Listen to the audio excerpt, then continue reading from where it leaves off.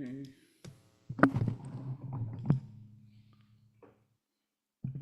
Well, blessings, Professor. This is Melvin with Team Andrews. This is for our weekly debrief. This is for Mordecai and myself.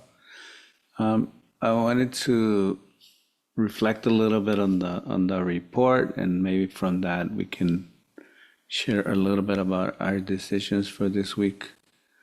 So, if we look at the report that you shared for us for this week, we noticed that we didn't do as well as everybody else in our sales, and that probably has a lot to do with the fact that our product ARC didn't come into the market until October 31st. As you saw in the sales, we sold everything in that product, but these other teams had their products coming out earlier in the year, in April, and yeah, both of them were in April or May. So they had more time to sell. We noticed that they did not sell stock out. So that gives us also an impression that there's going to be a lot of product in the market for next year. And actually, in this report, we see that a lot of these teams are going to be have been aggressively making product, especially the human teams.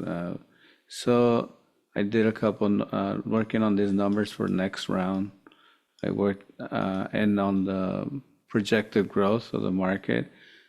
I anticipate that there's going to be anywhere from between 1,500 to 3,000 products that are maybe around 1,500 to 2,000 products that will not be sold next year. So the market will be very saturated because there's also 2 new products coming in as well. So even though the market's growing, if everybody keeps making more, then there'll be a saturation. People are going to have to start dropping their prices to sell their stock. So because of that, we have decided, going now to our simulation here, we think about making a new product, but that's not a really good idea right now, looking at where the market's going. So what we're actually going to try to do is to make our products the best desirable product. So we look at our product Able, we're going to increase its performance and decrease the size. And these numbers are set up for 2028 actually. So it will, as far as the performance, desirable performance, it will be set to the ideal position of 2028. But what that will do is that once our product is revised and to the 31st of August of 2027, at that point, it will also put us in competition with other products that sell in the low tech industry, like this one's here highlighted in the yellow. These ones are selling their product in low tech, but they're also selling the remains in high tech. We want to cut that off so that if they do beat us selling product in low tech, we can take over whatever they sell in high tech. So that's why we're increasing the performance of our product, because in low tech doesn't care about performance that much. It's like 9%.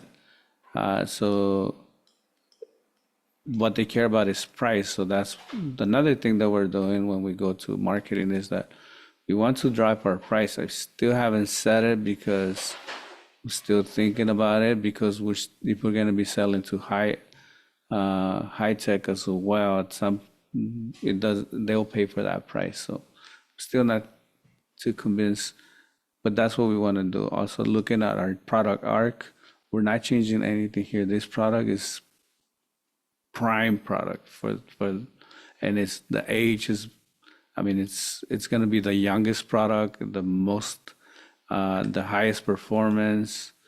It's right with it's not within the price range, but we feel like because it is such a good product that it will we will stock out of this product. And so we're not dropping the price on this product. And like I said, when we go to marketing, we will continue to invest in sales. We raise the sales budget so that it can give us accessibility. The highest we can get is 81, 90 for high tech. So that's how much we're gonna spend. And for promo, this is the highest that we can get is 80 in awareness is 92% for, let's see if we did invested 3 million. Yeah.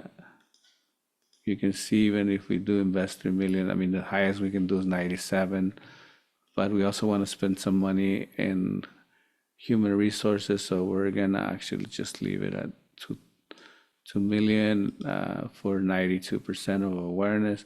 Like I said, our product is already the best product and we already advertised the heck out of it in the last round. So I feel like we're in a really good place for that. As far as accessibility, like I mentioned, that's the most that we can buy. So that's where we're gonna be in that. And then in production, we are trying to get the maximum amount of production we can get because we feel our product is very well placed in the market.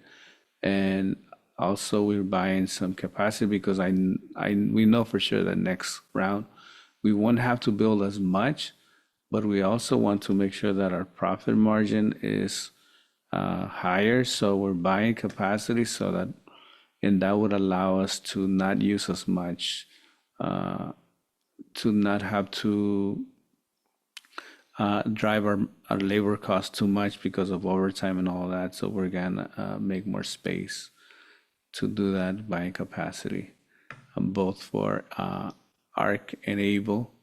I think we're gonna sell, ARC will still be a desirable product and we're gonna sell more of those next round. So we're making this investments in capacity and automation to be able to do that. Our margin is contribution margin will be in the mid 30s. We want it to be higher, but if it is higher, then we won't have any profit. And our team got docked because we didn't have enough profit last round. So we're sticking with our guns, see where that takes us. As far as finance, we accounted for, again, low worst case scenario. So this is what we're going to be raising capital this way. Borrowing short-term 4 million, issuing long-term for common stock 2 million. I still not sure the implications of this other than avoiding an emergency loan, but maybe you can comment on that, because I know that borrowing short term we're only paying 8.3%, long term 9.7%. But what is the cost of us issuing stock? Because right now our stock is at 16. I think we saw the last time, but it could go up to 20.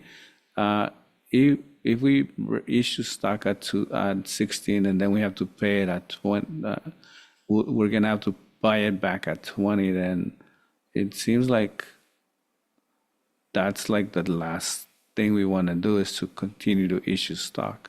But maybe you can explain that a little bit more for us. Anyways, this was going to put us at a closing cash position of 24. But like I said, we already run worst case scenarios, but just so you can see, we're anticipating 8 million, 8.4 coming in.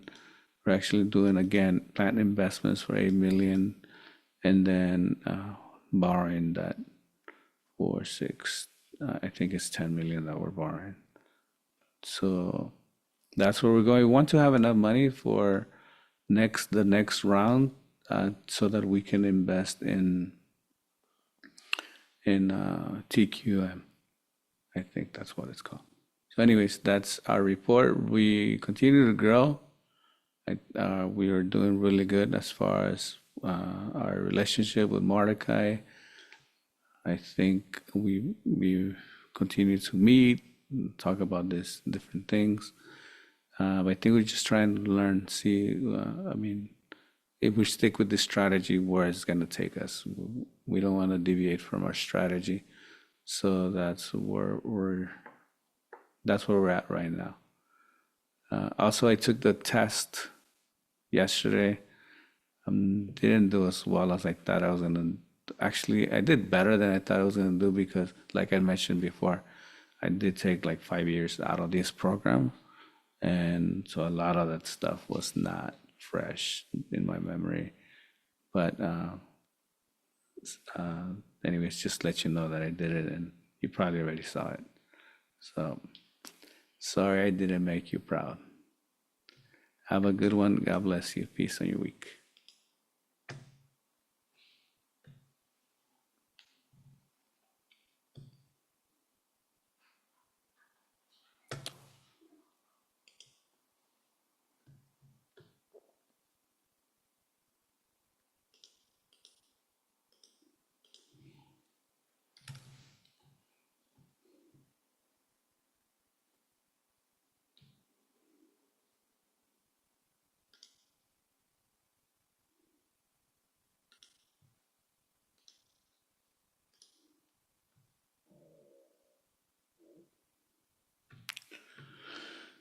Okie dokie.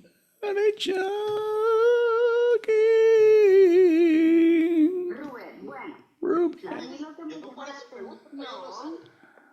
lo que me llama la atención es que habla de la... Rubén, be quiet. Pero de repente una vez al mes se me transformó, ya no era ella. En lo que escuchaba, ¿qué voy a saber? Lo que pasa es que Rubén tiene la información equivocada. Esto sucede un mes cada semana. Okay, bueno, let's move on from that. Tengo I have the oil there, pastor, si lo necesita. Y voy a tener que echarle aceite de carro quemado. Me consta que habló de experiencia. Okay. Henry dice que quizás en el Nuevo Testamento es como cuando habla de la carne con el espíritu.